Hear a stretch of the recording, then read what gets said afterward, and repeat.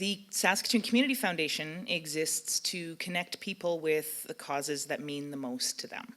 We work with donors and their trusted advisors to help find a path in business and estate planning that is enriching and meaningful. So tonight isn't just about legal and tax implications of business succession, though don't worry if that's what's keeping you up at night, Elaine is here to help. But it's about using money as a tool to make a statement about what's important to you through giving. And it's about so much more, as you'll find. But this is a tool that you can share with your children and grandchildren and teach them how to use. Our first question with a new donor is always, what do you want your gift to do? As you take in what Elaine will share with us this evening, I invite you to ponder that as well. One thing I guess I've learned in 40 or so years in the area of wealth transition is that transferring maximum wealth doesn't guarantee wealth or family harmony in the next generation necessarily. And in fact, there's a lot of research, and many of you have heard of this, that roughly 70% of wealth transitions fail. Now, what are the origins of this? And a lot of it basically is it lies within the family itself. And they seem to have a way of self-destructing. You've heard of situations where the family goes from shirt sleeves to shirt sleeves in 3 generations. So will this wealth help or harm the family? That's a concern that I have, or a lot of our clients have. I have in my family as well, too. Entrepreneurs are some of the community's greatest givers. They're very generous people. In our community, that's very, very true.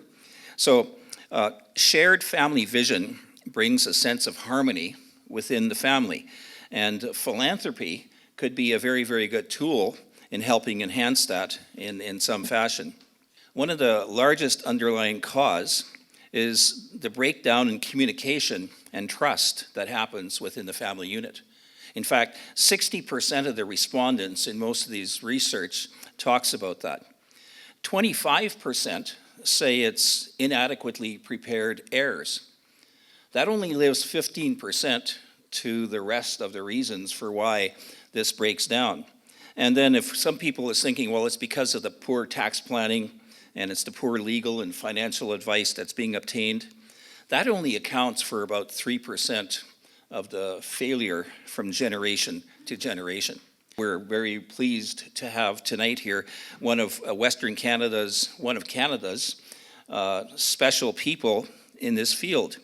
Elaine Froese is going to talk about discussing the undiscussables. And it's interesting in her approach, and I'm sure we'll find it very, very entertaining, as well as we're going to walk away with some tools here that we could apply in our own family situations. Elaine is a certified family business transition coach. She specializes in helping families work through the tough issues to take action. Many families have come to her looking for ways to tell the non-business children that they are not getting a raw deal. She creates a safe place for families to meet, plan for change, and be clear about expectations. Faith Today magazine has dubbed her Canada's farm whisperer. So we've all heard of the horse whisperers. Well, this lady she's the farm whisperer. She recently was awarded the Farm Management of Canada Wilson Laurie Award for Excellence in Farm Business Management, and the most distinguished 4-H Alumni Award. I know there's somebody here with a 4-H jersey on. Yeah, so she's going to vouch for this as well. Elaine is an award-winning author. She has 4 books. She's brought one that you're sitting near, and she's going to be happy if you take that back, or if you can't use it, you can perhaps give it to somebody who can. She farms with her husband, her son, and her daughter-in-law in southwestern Manitoba in Boissevain, which is just south of Brandon.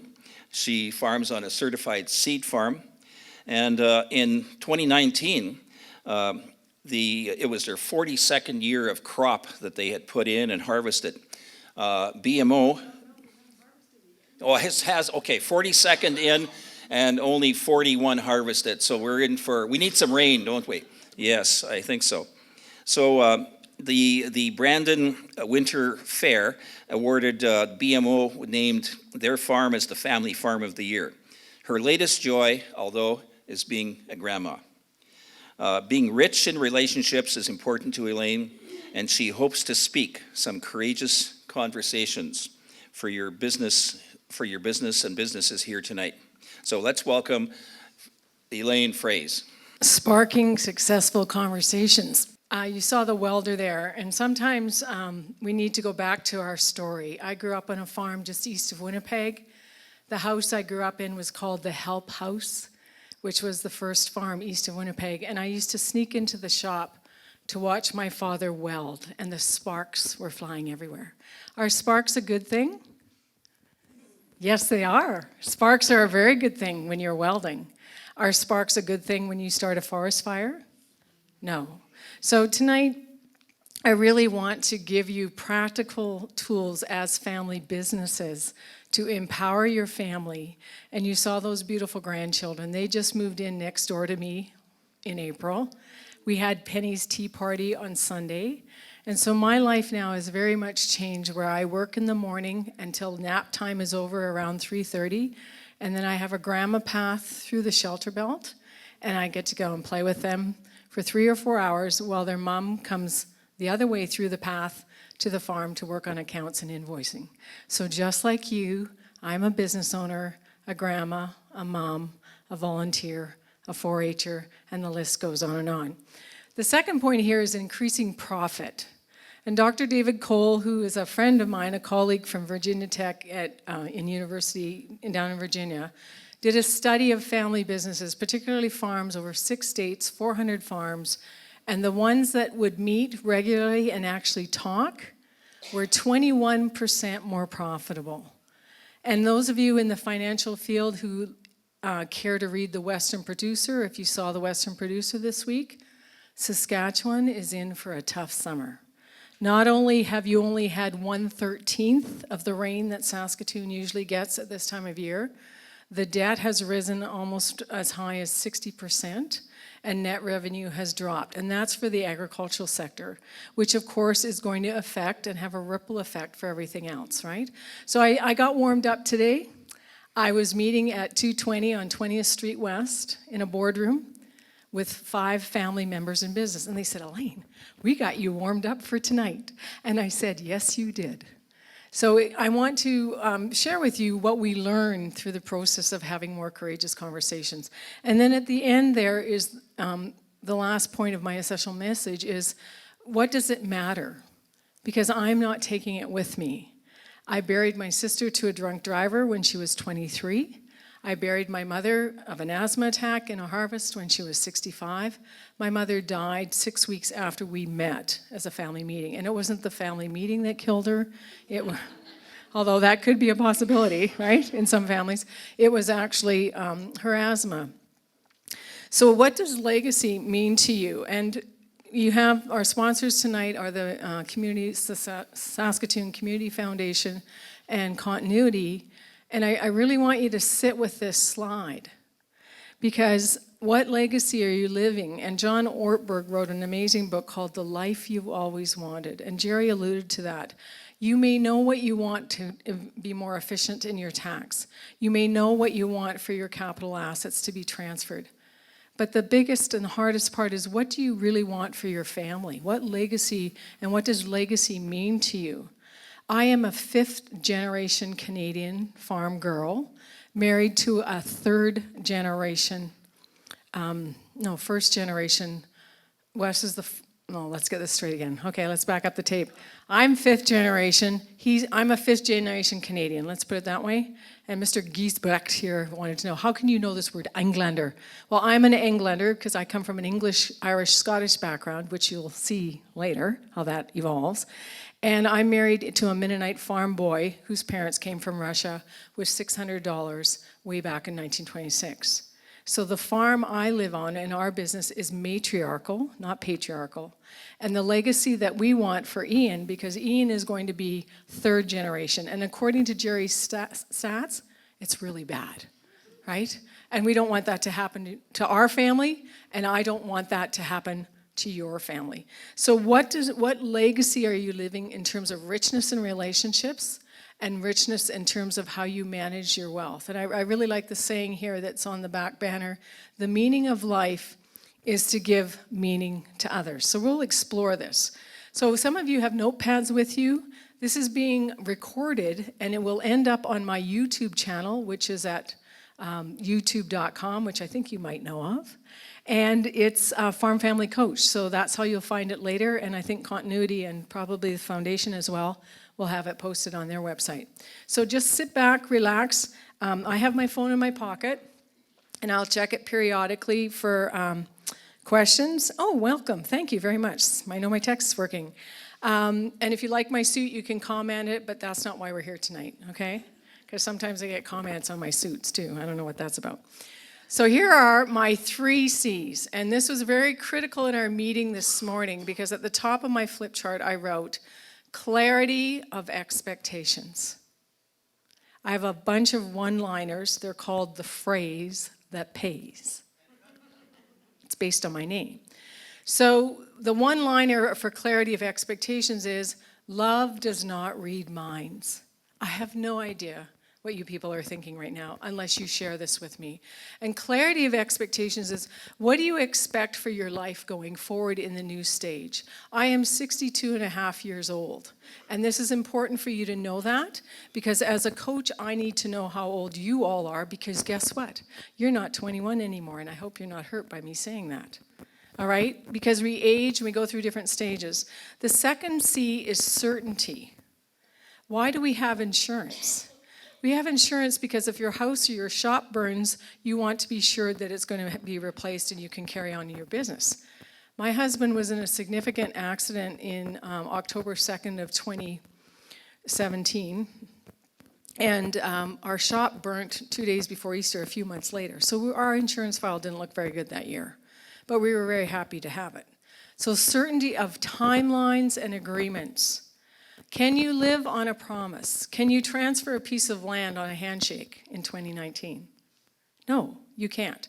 So we need certainty of agreements. And then the last thing is, you can go to all these wonderful assistants, advisors. There's friends of mine here from the Canadian Association of Farm Advisors, who's a tax specialist. James is here from Conversations Consulting, and James and I haven't seen each other in 15 years, but we were farm debt mediators together, and he still has a practice here in Saskatoon. Rob Neufeld is here. Our children went to Bible school together in Hepburn. Do you see what's happening?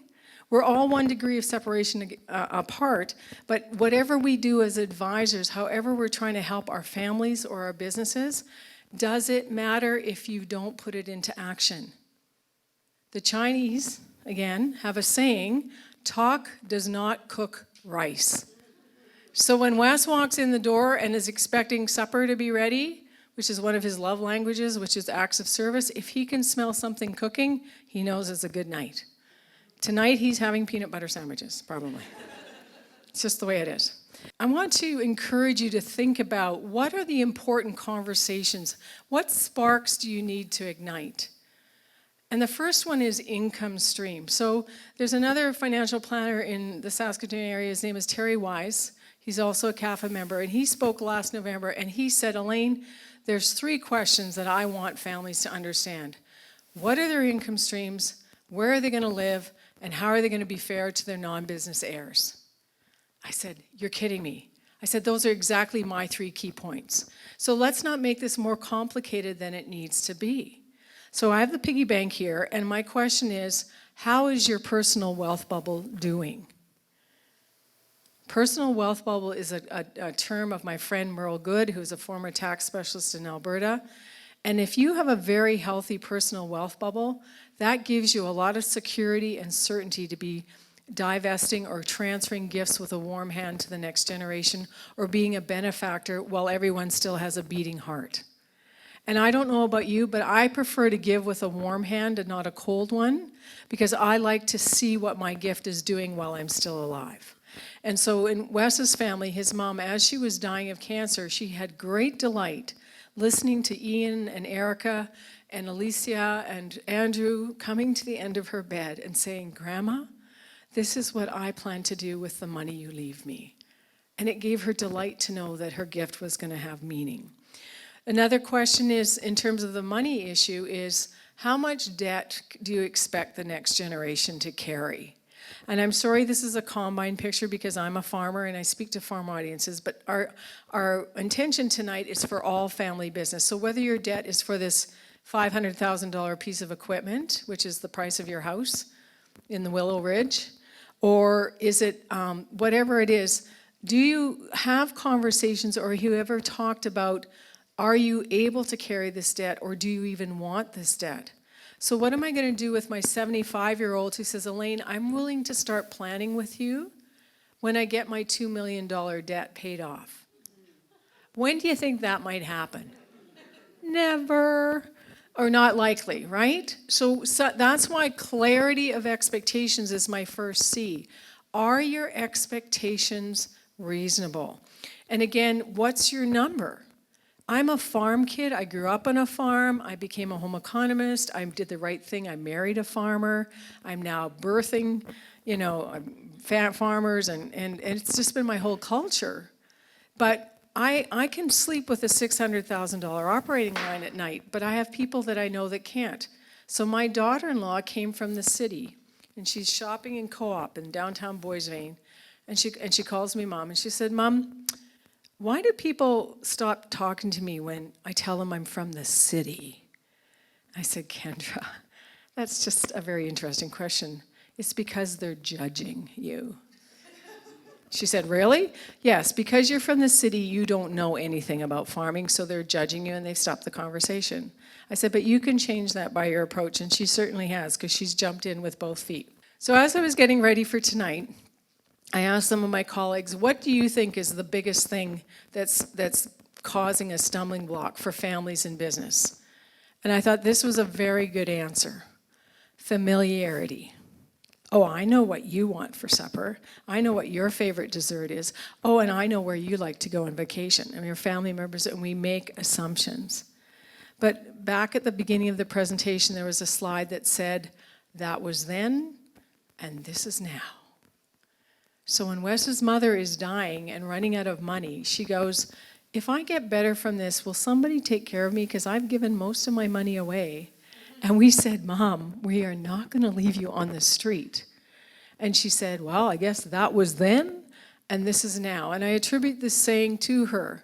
So sometimes we make plans and want to have certainty going in a certain direction, but sometimes things change, and then we have to make a course correction.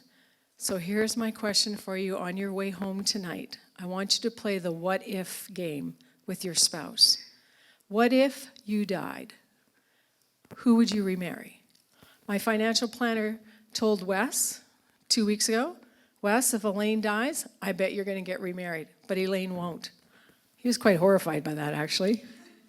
And he said most women don't want to get remarried quickly, but the men really usually do. I said, well, some women have to get married if the men are getting remarried. How does that work? But does not compute. Okay, but again, it's all based on assumption. And so I had this young couple in Langley, BC, who had come to the seminar on the ferry from Gibson's Landing, beautiful, the Sunshine Coast, the 4 business owners. And they said, Elaine, on the way home on the ferry, we are going to play the what if game. And she gave me an empty pad of paper, and she said, in the next 5 minutes, can you just write down 6 or 10 more what if questions? It's a very interesting game to play. So what if I die this summer? I'm actually preparing to have my casket built in the next month. Why would I do that? I'm perfectly healthy. But my friend Ed died of prostate cancer in January, and he had a beautiful pine box at the front of the church, and his grandchildren had painted artwork on the side. It was a beautiful testimony to his values and the kind of person he was, and it was built by a local carpenter who I know, who built the stairs in my son's new house. Now this young man, has had an accident and can no longer be a full-fledged carpenter, and I said to him, Sheldon, would you like to start a casket business? He said, yeah, Elaine, I kind of would. I said, well, how much would you like me to deposit? He said, you're in? I said, I'm in. So now that I've made this public video testimony that I'm getting a new coffin, I will do this. And that's how I make myself do these stretch goals, because what are we assuming is that we are going to live forever, which of course is not true. So here's Wes when he had 2 even shoulders. He no longer has 2 even shoulders. This is a sign of my husband watching the oats be unloaded at harvest at 5:30. What you can't see is the Rubbermaid container at his feet, where I've just delivered to him his hot supper, which he really appreciates. But this to me is a picture of commitment to integrity, honesty, detail, making sure the shear pin doesn't go. And he's sitting there thinking about, I wonder how I'm going to pay those bills this year. I wonder how Ian's going to pay off $1 million worth of land debt, if that was the number. But this is the sign of commitment. And so when we are talking about the sparking conversations, I need you to be clear about what we're talking about. Succession is the transfer of labor in your business, management, and ownership. Succession planning is not estate planning. They're related. Estate planning is for when you pass. But the conversation started that happened again this morning with a multi-million-dollar business family that's very complex in many different locations in Saskatchewan. The woman, the young successor who's a mother and married and highly, highly skilled and trained, she's begging her father, begging him, Dad, what is the plan? Right? And so when you leave tonight, if you haven't already, I want you to pick up my business card.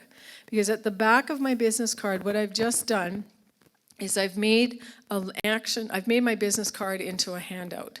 And what's on the back of it, and if you got your phones ready, take a picture of this slide right now. This would be a good slide to take a picture of. This is all the different layers of complexity that you need to have conversations about. So first of all, you have to talk and listen and create solutions. And that's what you do when you have a meeting. I don't have my flip chart beside me tonight because this is not a workshop. This is a meet and greet seminar. But you need to go to Staples and get yourself a flip chart, because once you put the notes on the flip chart, then again, you get out your phones, click, flip, click, flip. And everybody who's been at that meeting has the same information instantaneously at the same time. Then we have our lawyers and wills, and I'm sure there's lawyers in the room tonight. And if I had my clickers, I bet that a quarter of you do not even have a will. And that makes me really angry. Because who said the old die first? My sister was killed at age 23. All right? Then we have your lifestyle dollar plan. And for the culture that I work with, which is retired, or which is farmers, do farmers ever retire? Not really. Okay, they reinvent themselves. So I wouldn't even use the word retirement in front of a farmer because he or she would be very angry with me. So I changed the language, and again, there's another learning part for sparking a conversation. Choose your words with intention. And ask, I'm just curious. Then we have the banking loan credit. I saw somebody with a CIBC name tag. Thank you very much for coming. Insurance, accounting, and a business plan. Now do you know why people don't do anything? Because they don't know where to start, right? So what this is just a method, and Scotiabank used to give these out as binders, and then I converted it into this. And Jerry, you might want to do this for continuity, or any of you in other businesses. So I have already given you on my business card all of these tabs. And what you do is you make your tabs any color you want, and then you just start organizing your life. It's not that hard. But what is going to drive you to do that? Because I Love You list, I'll give you the text where you can get this digitally, is also another tool for you to get organized. Can your wife or your husband get into your passwords?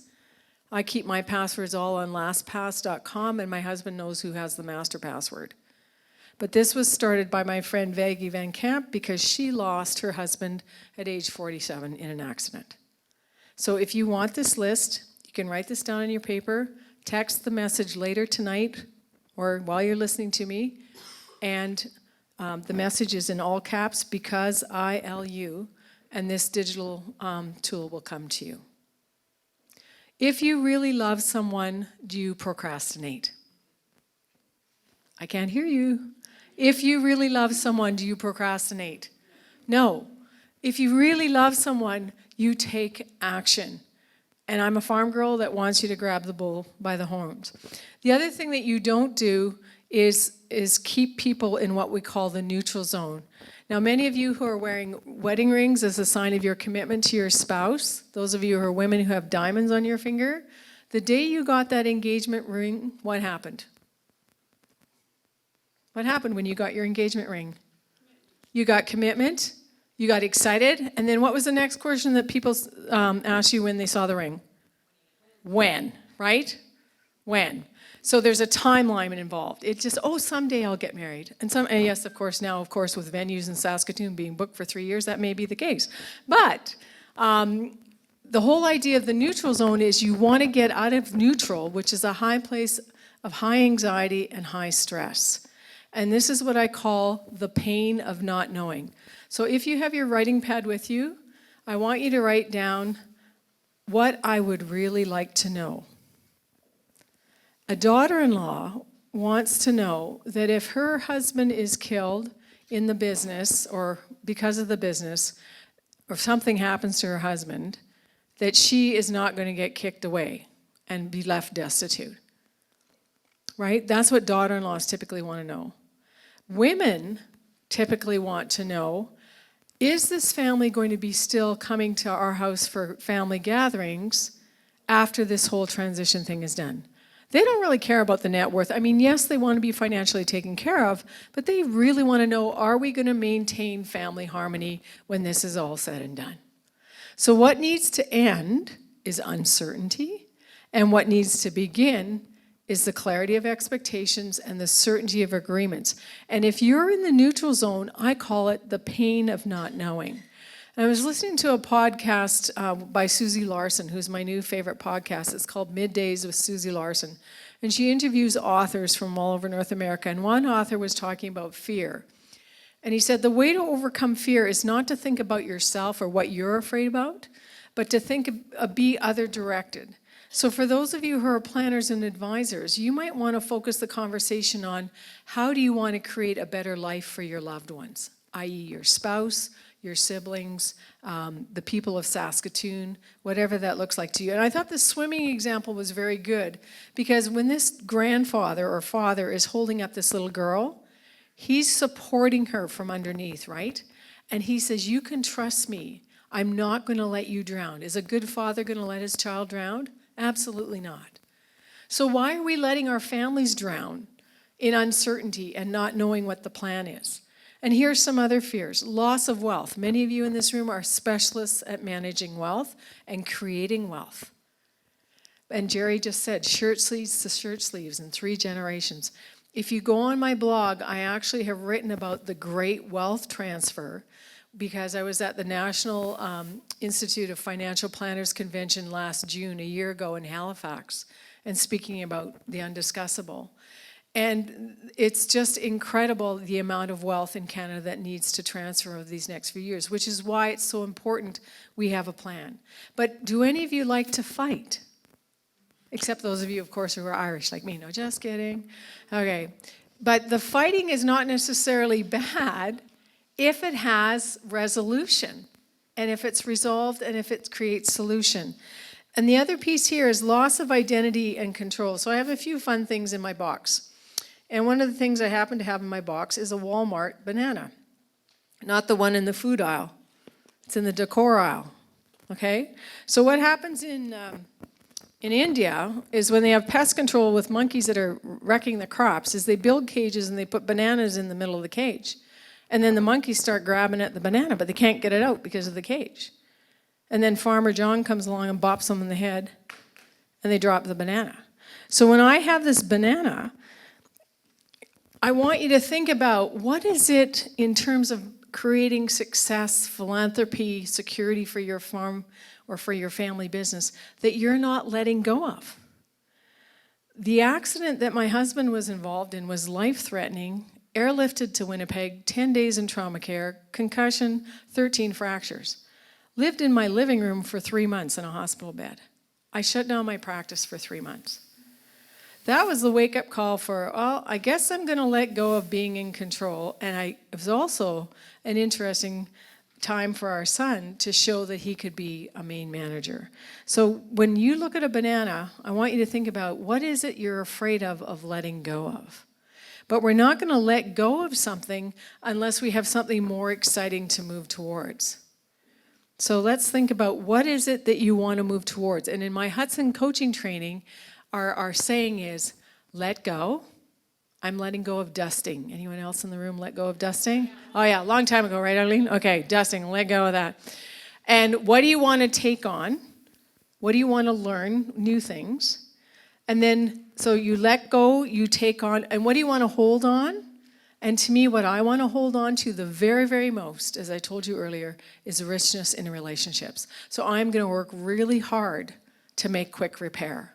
I'm not going to let a conflict get 3 years old or 5 years old. And you all know somebody in Saskatchewan who is not talking to their sister. You all know somebody, right? That's terrible. So here we are. We've got 2 bulls. These are Angus, by the way. They've got their heads butting together. Are these bulls fighting or are they playing? What do you think? It's not a trick question. They're what?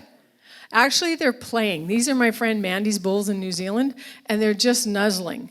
But you're looking at bulls. We're all looking at the same thing, but you can interpret it a different way, right? Just like my beach ball. Let's try this again. What color do you see from where you're sitting? Just yell it out.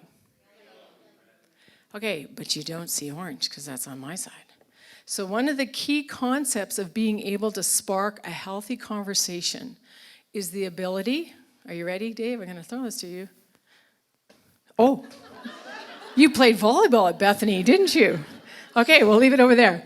One of the key things in sparking a healthy conversation is, do you have the ability to put yourself in someone else's shoes or take their perspective? And I actually have an online tool for this called the Conflict Dynamic Profile, and I did it on the family. And the successor over here, sitting close to me, I went, your score is pretty low. He has a very limited ability to see things from another person's perspective.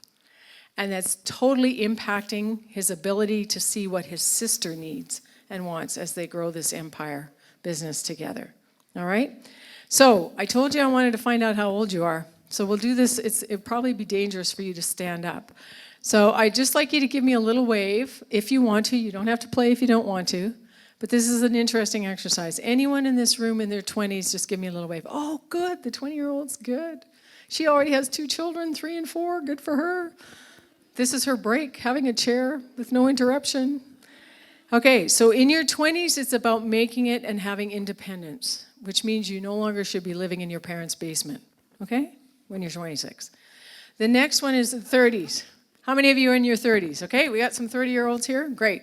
So 30s is really important because these people here are actually having a nap. They're exhausted, right? They want, see, this knowing laughter, right? This knowing laughter.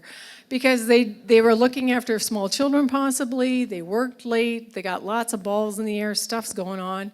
And this is the decade where you want to master your success. So today in my meeting, I had a 31-year-old and a 36-year-old. Yes, you should take a picture of this slide. This slide is worth $3,000, just so you know. No kidding, I paid $17,000 US 15 years ago for this course. So put that in today's dollars. Big investment, really worth it. So I'll share this with you for free. 40, so my 36-year-old today who's approaching 40, why is he conflicted? What conversation does he want to have? It's right here on the board. He wants to know, when do I get to have equity?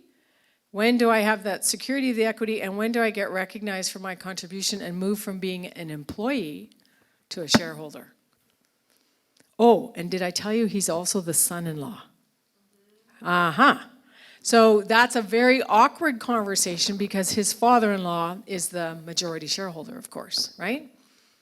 So this slide is very helpful to all of us to remember we are not 12 or 21 anymore, except for some of you in the room. And then when you get in your 50s, it's about quality of life. In your 60s, it's about starting over.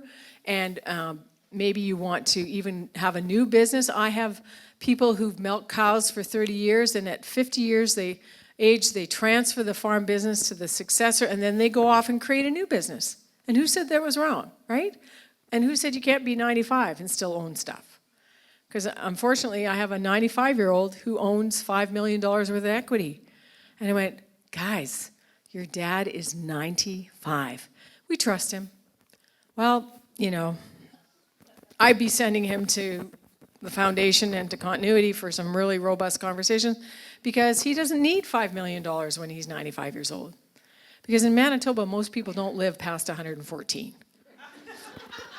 Just saying, okay? So, and then you can, and then 70, it's like they wrote your banner, Jen, because it says meaningful life, right? That's what your banner says, meaningful life.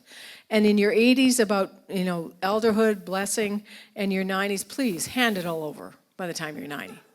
Because it can be doing so many other great things, and I'm sure that your family loves you so much, they are not going to leave you on the street, right? And you can have those conversations. So here's another issue for sparking a conversation. What do you do when the parents don't agree? Oh, burn the house down. Well, no, I think you should say blow it up. Yeah, blow it up. Because I'm sitting in a family meeting with 3 sons and the parents, and the mother was having a really hard time moving off the main yard. And the son said, I think we should just blow Mom's house up. He actually said that in the meeting. Guess what Mom did? Ah! And she's out the door, like never to be seen again. So as a planner, advisor, or as a person in your family dynamic and your family business, if you're finding that you're in that neutral zone and the gear's not getting in gear, I want you to start asking yourself, I'm just wondering, are my parents aligned? Because I have a case right now of a ranching family where that's not happening. Also, what you truly believe to be true. So there are some values clouds floating around, but if you didn't get one, that's what they look like. And we did this exercise today in our meeting to find out, I want honesty, I want wealth, I want intimacy, I want friendship. I want teamwork, no, I want independence. And so is different wrong? No. Different is not wrong, it's just different. But what I need you to understand that what we believe to be true are core values, how we behave to each other, and how we make decisions in our businesses. This is called culture. And culture is the glue that holds your family business together. And so you need to be clear about what your intentions are. So I have a mother-in-law, and when I'm in Saskatoon, you know what she does? She comes here, Mike, and she comes into my house, which of course used to be her house, and she puts baking in my freezer. Can you believe that? Really? Okay, let's back this up. You have to meet my mother-in-law, Margaret Froese. She's the most amazing woman. She can make cinnamon buns, Fleischpersky, plots, and all that good stuff, and she puts it in my freezer. And when she comes up and I come home, I give her a big hug, and I say, thanks, Mom. So what I just demonstrated for you is intent, action, effect. I have no idea right now what's going on in your head, what your intentions are. That's on the yellow side. All I can see is your actions or hear your words and kind of decode that. And then when I respond to you, I have no idea what effect it has. So at my family meeting with my mother 6 weeks before she died on July 21st, 1998, I declared, I expect nothing from you, Mom, from your estate. And I was honest. Because I, Elaine Froese, farmer from southwestern Manitoba, has always been wealthier than my parents. And therein lies the reality of 2019. You will have people in your circle, in your family, who are wealthier than your parents. And that's just the way it is. So we have just a few minutes to talk about what you're going to do to get this conversation done. And this is a bowl. I had a bowl collection. I've stopped collecting bowls because I hate dusting. Remember how I told you that? So this is my talking stick. This is Beanie Baby Ox. If you see him, buy him, mail him to me, and I'll pay you. Because I only have 2 of them, and I'm sure I'm going to lose them someday. This thing got thrown around. Are you ready, Mike? I told you I wouldn't embarrass you, but you can catch this. There you go. So when Mike holds the bowl, he gets to talk, and I say, Mike, are you ready? Are you done? That's about it. Yeah. Okay, good. Thank you. That was a very short conversation. Anyway, you get the idea. The reason it's soft is it can be thrown back and forth. And people say, Elaine, this is goofy. This is a toy. This is a powerful tool. The Indigenous people call it a talking stick. This is my moniker for discuss the undiscussable. So we're gonna whiz through this. First of all, you have to decide that you don't like status quo. You have to take charge, and you have to say, I heard Elaine speak. I have some questions that I need to know. The pain of not knowing is killing me. I want to create some certainty in my life. So you're going to take charge, and you're going to actually set up the conversation, all right? You're also going to read the book called Instant Influence by Michael Pant, P-A-N-T, Alon. Because this is helpful, especially for you men who like really concrete things.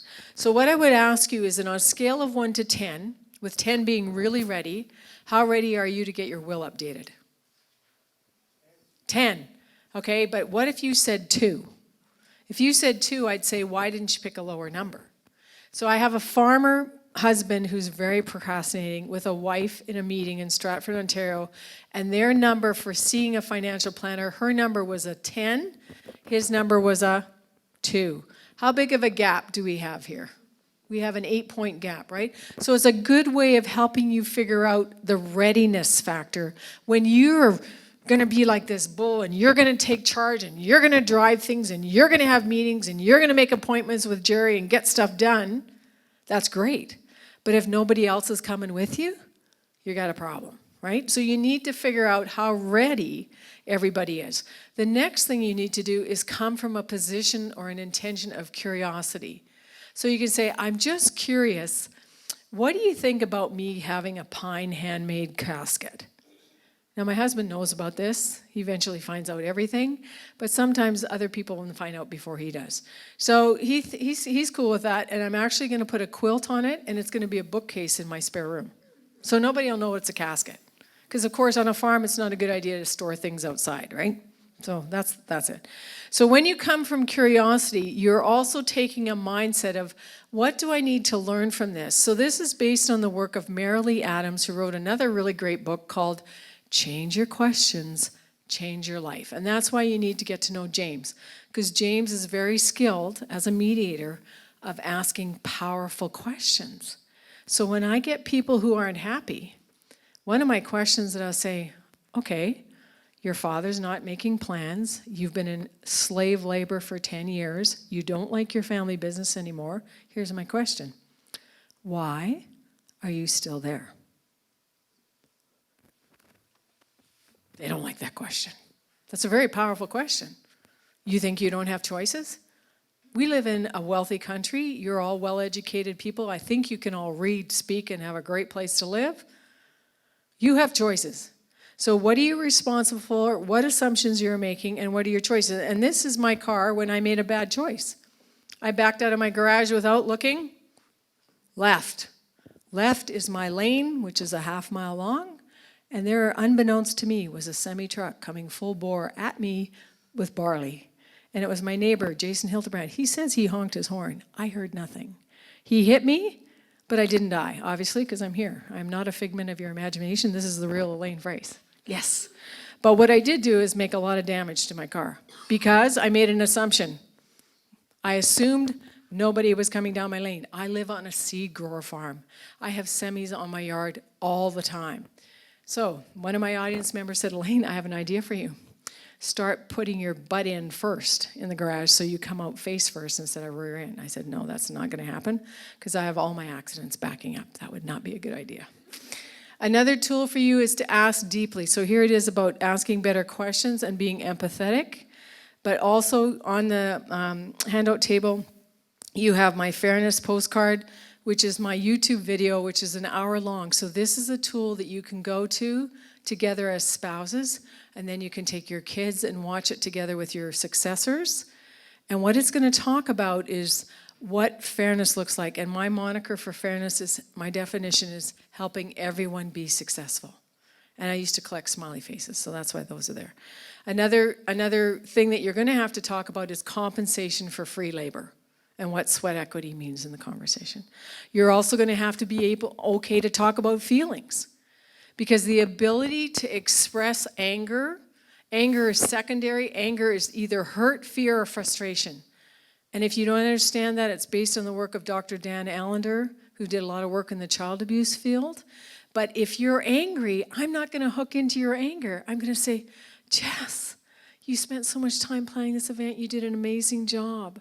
Why are you so angry? You know, you're not. Jess isn't angry. Don't worry. I'm just making that up. Yeah, okay. She has beautiful earrings too. Okay. So the good question here that you can use is, I think it's time that we make some very important decisions. I feel really chaotic, confused, disappointed, frustrated, upset, however you're feeling. I need to create more certainty in my life, and I want us to do this together. So my dear loving husband spent 3 hours of perfect time when he could be going out doing crop protection with me in an office in Brandon, Manitoba, talking to a financial planner who told him he was going to marry somebody else. But he was okay with that. And he goes, I don't really think this is... I said, Wes, we're going to do this. It's going to be great. And why we did it is because we did it 5 years earlier with a different planner and found out we had $1 million gap in our estate plan tax liability. We have a very, interesting business that keeps growing because the price of land keeps going up. So we want to be 21% more profitable, so we're talking to each other. But as we're talking to each other, I am not pushing and shoving.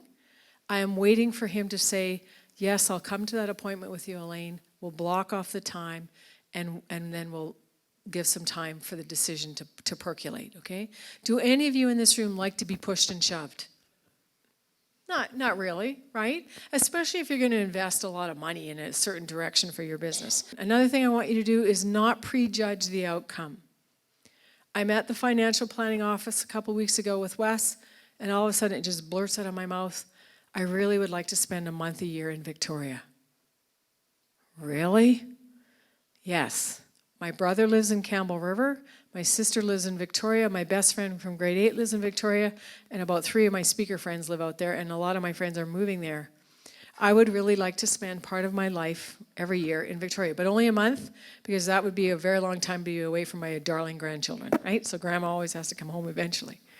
But playing with possibility, well, how could we do that? Well, I have a couple in my church who used to go to Hawaii every winter for free for 6 months. How did they do that? They volunteered, absolutely. Right. So when you play with possibility, it's what makes coaching so exciting and a good advisor to have in your team, because counseling is about recovery, about dealing with stuff that happened in the past.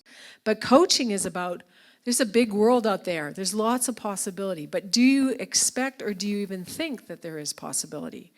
And you can create possibility if you have your finances under control. So one of the F in the fairness acronym is financial transparency. Do you know your numbers? Do you know actually where you're at?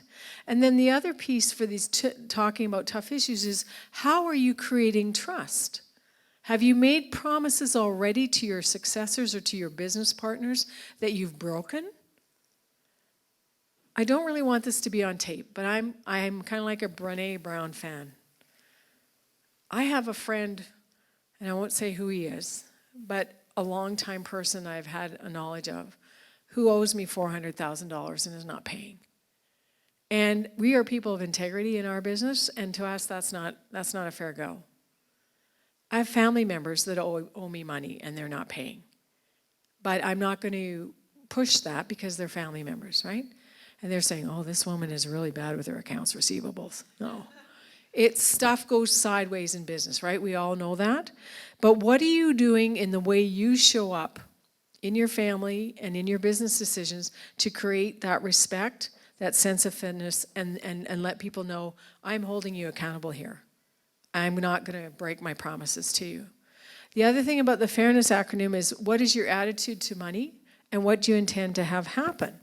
Because I have no idea right now what you're thinking, other than you sent me 2 texts, and it's 18:58, so let's answer them. How do you start the conversation, Elaine, when you wish to not give the business to your family? Okay. First of all, I think you should read the book Time, Eternity, and Possessions by Randy Alcorn, because that's his thesis. He doesn't think it is a good idea to leave your children each $5 million. So money can actually cause great harm. And our son is very clear that he doesn't want to be given a lot of things because he wants to earn stuff.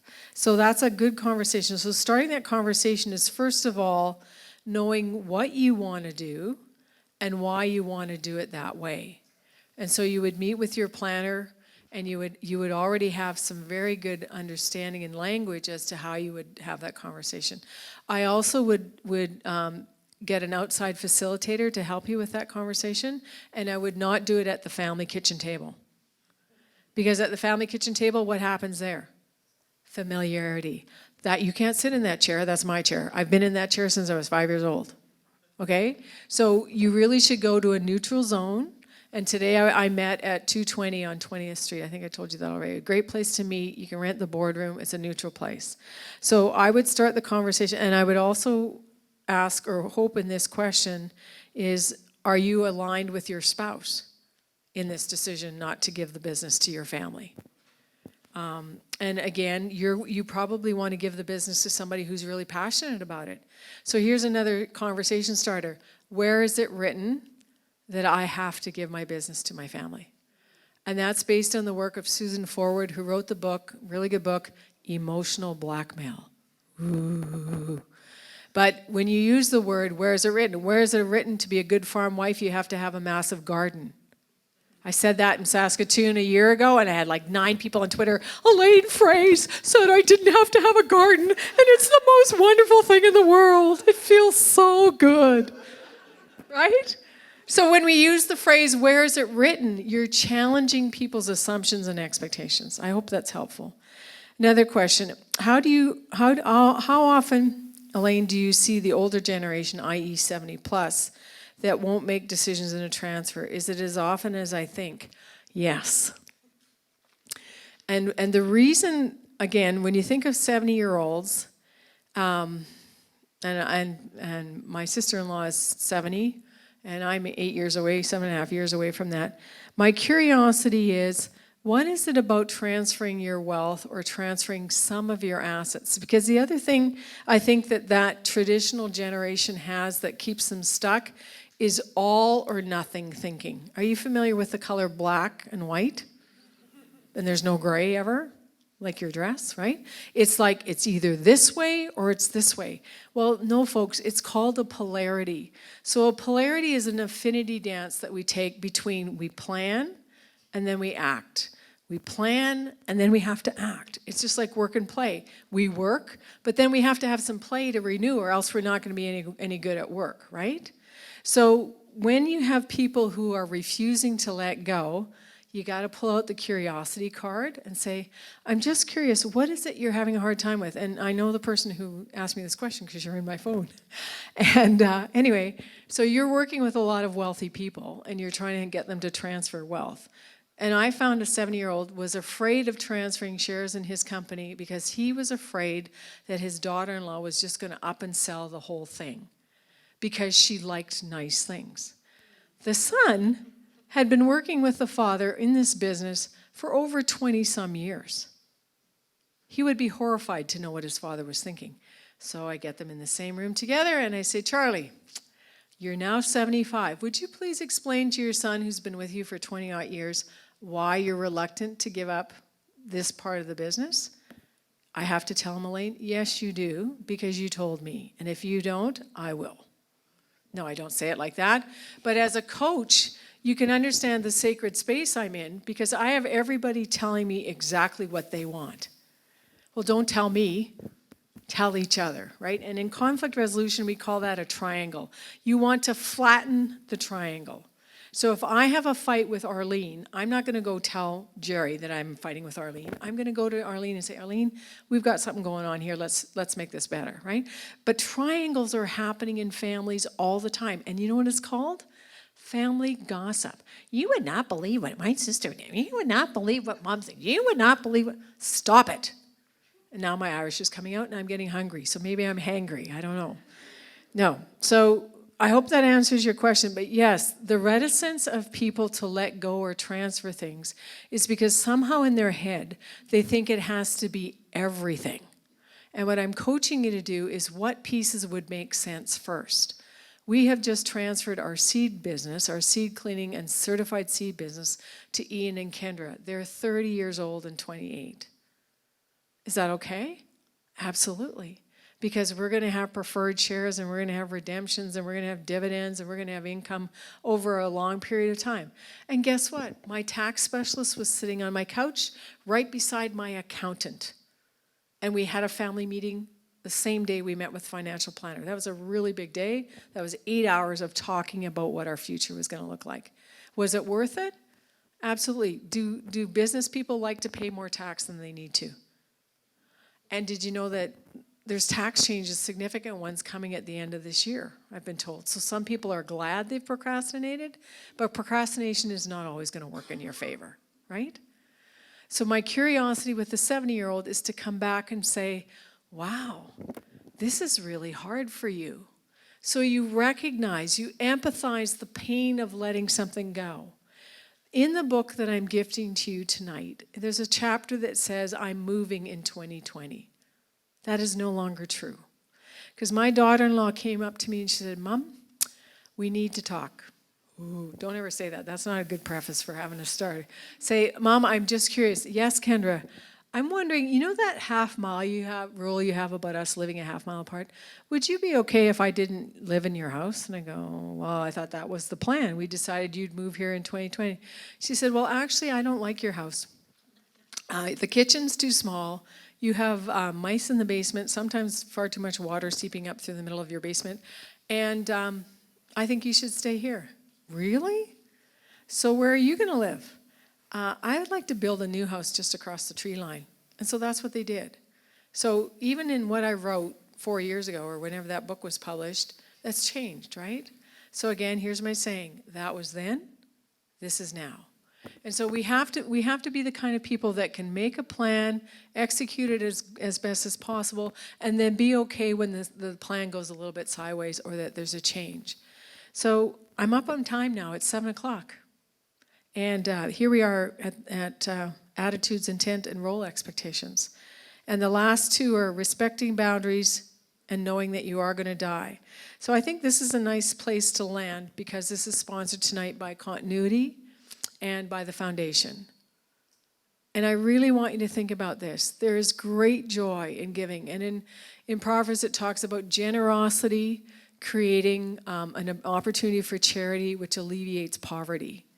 And there's many people in our circle of influence that we meet that can be extremely wealthy people, but they're very poor in relationship, right? It really doesn't matter to me what your net worth is. I want to know what your richness of your life is. And I have a very rich life because I am able to give, but I'm also able to receive. And I'm also able to have conversations with people about what is the life they intentionally would like to create. But I really want you to grab that bull by the horns and take charge because it's your life, it's your business, and it's your family. And I really want to encourage you to make really good choices. So give with a warm hand and give while you're living. Thanks, and have a blessing on your journey.